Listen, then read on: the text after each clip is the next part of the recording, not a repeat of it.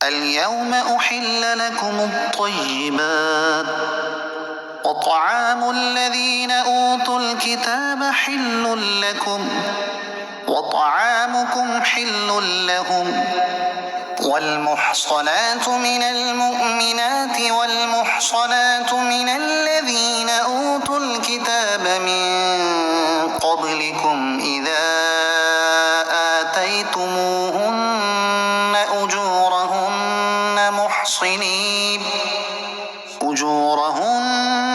محصنين غير مسافحين ولا متخذي أخدان ومن يكفر بالإيمان فقد حبط عمله وهو في الآخرة من الخاسرين۔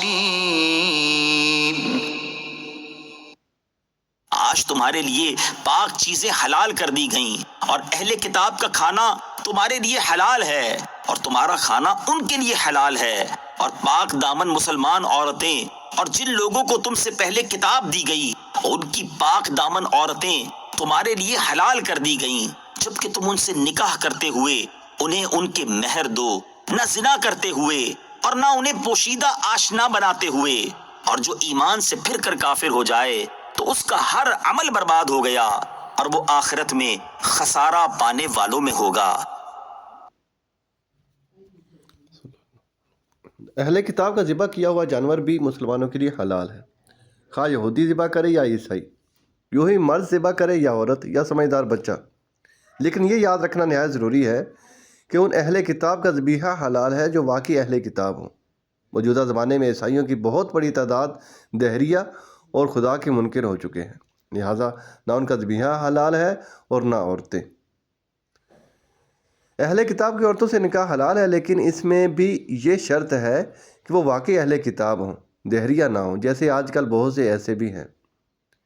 یہ اجازت بھی دارالاسلام میں رہنے والی ذمیہ اہل کتاب عورت کے ذات ہے۔ موجودہ زمانے میں جو اہل کتاب ہیں یہ حربی ہے، اور حربی اہل کتاب کے ساتھ نکاح کرنا مکروہ تحریمی ہے۔ ایک اور اہم مسئلہ یہ ہے کہ یہ اجازت صرف مسلمان مردوں کو ہے، مسلمان عورت کا نکاح کتابی مرد سے قطعی حرام ہے۔ اہل کتاب عورتوں میں سے اچھے کردار والی سے نکاح کیا جائے، یہ حکم مستحب ہے۔ اہل کتاب عورت سے ازدواجی تعلقات نکاح کے ذریعے ہی قائم کیے جائیں، پوشیدہ دوستیاں لگانا یا پوشیدہ یا اعلانیہ بدکاری کرنا ان کے ساتھ بھی حرام ہے۔ اہل کتاب عورت کو بھی مہر دیا جائے گا، غیر مسافحین، نہ کہ مستی نکالتے ہوئے۔ ناجائز طریقے پر مستی نکالنے سے بے دھڑک زنا کرنا اور آشنا بنانے سے پوشیدہ زنا مراد ہے۔ وَمَن يَكْفُرْ بِالْإِيمَانِ، اور جو ایمان سے پھر کر کافر ہو جائے۔ آیت مبارکہ کے آخر میں مرتد کے بارے میں فرمایا گیا ہے کہ اس کے تمام نیک اعمال برباد ہو جاتے ہیں، آخرت میں اس کے لیے کوئی اجر و ثواب باقی نہیں رہتا۔